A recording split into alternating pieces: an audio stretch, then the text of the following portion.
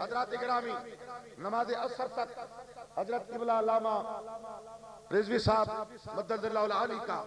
خطاب ذیشان ہوگا. اس کے بعد عالم اسلام کے عظیم ثنا خان یقیناً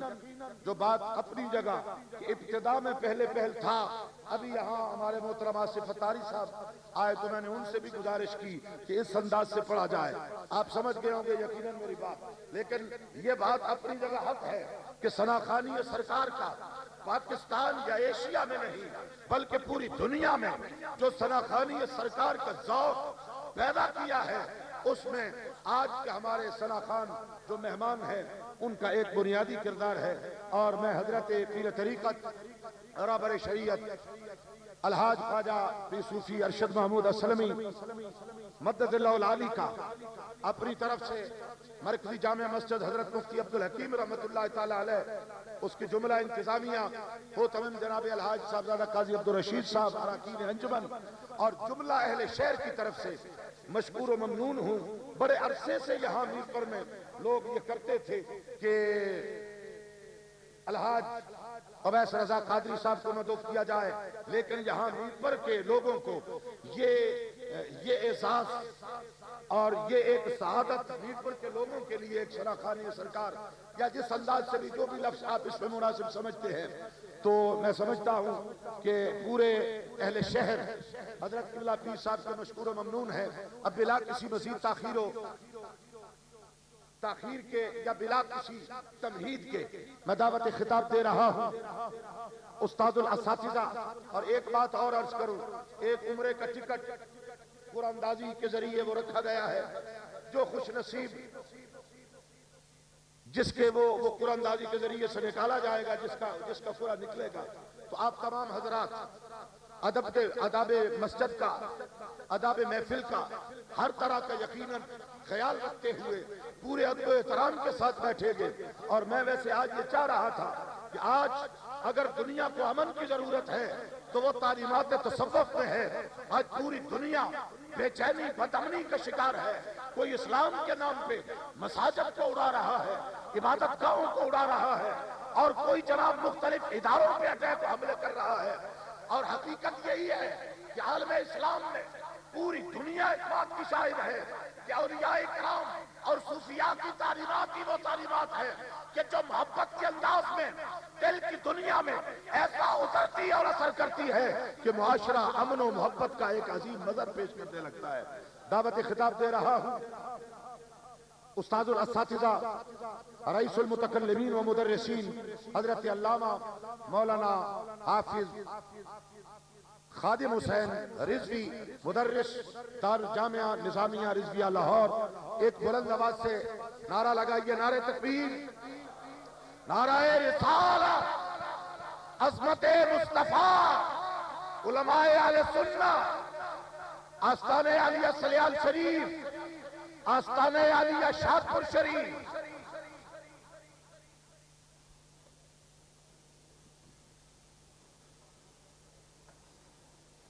الحمد لله نحمده ونستعينه ونستغفره ونعوذ بالله من شرور أنفسنا ومن سيئات أعمالنا. من يهده الله فلا مضل له ومن يضلله فلا هادي له. ونشهد أن لا إله إلا الله وحده لا شريك له. ونشهد أن سيدنا ونبينا وحبيبنا ومولانا محمدا عبده ورسوله. أما بعد فأعوذ بالله من الشيطان الرجيم. بسم الله الرحمن الرحيم. وسيجنبها الأتقى الذي يؤتي ماله يتزكى وما لأحد عنده من نعمة تجزى إلا ابتغاء وجه ربه الأعلى ولسوف يرضى. صدق الله العظيم وصدق رسوله النبي الكريم الأمين. إن الله وملائكته يصلون على النبي يا أيها الذين آمنوا صلوا عليه وسلموا تسليما صلاة والسلام عليك يا سيدي يا رسول الله وعلى آلك وأصحابك يا حبيب الله الصلاة والسلام عليك يا سيدي يا رسول الله وعلى آلك وأصحابك يا حبيب الله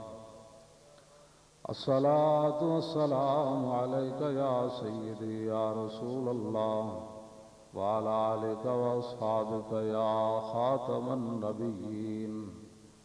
بندہ پروردگارم امت احمد نبی دوست دار چار یارم تابع اولاد علی مذہب حنفیہ دارم ملت حضرت خلیل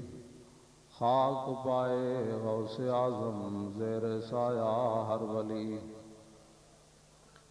صدیق عکس حسن کمال محمد است فاروق ذل جاہو جلال محمد است عثمان ضیاء شمع جمال محمد است حیدر بہار باغ خصال محمد است صلی اللہ تعالی علیہ وسلم سایہ مصطفیٰ مایہ اصطفیٰ عز و ناز خلافت پہ لاکھوں سلام یعنی اس افضل الخلق بعد الرسل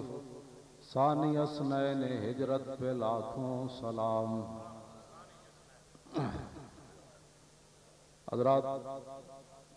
مشائخ اعظام علماء کرام سامعین گرامی وقت بڑا مختصر ہے اور آپ توجہ سے دو چار باتیں سنیں مجھ سے پہلے حضرت صاحب جس طرف اشارہ فرما رہے تھے کہ دنیا کو امن کی ضرورت ہے میرے پاس اس مسجد کے جو خطیب تھے حضرت قبلہ مفتی صاحب رحمۃ اللہ علیہ ان کا فتاوی حکیمیہ موجود ہے اور اس کے صفحہ نمبر 381 پر انہوں نے ایک روایت نقل کی ہے مصنف عبد الرزاق کے حوالے سے اسی کو لے کر میں آگے صدیق اکبر کی شان بیان کرنے لگا ہوں عبداللہ بن مسعود کہتے ہیں کہ لا یزال الناس صالحین متماسکین ما اتاہم العلم من اصحاب النبی ومن اکابرہم فاذا اتاہم من اصاغرہم ہلکوا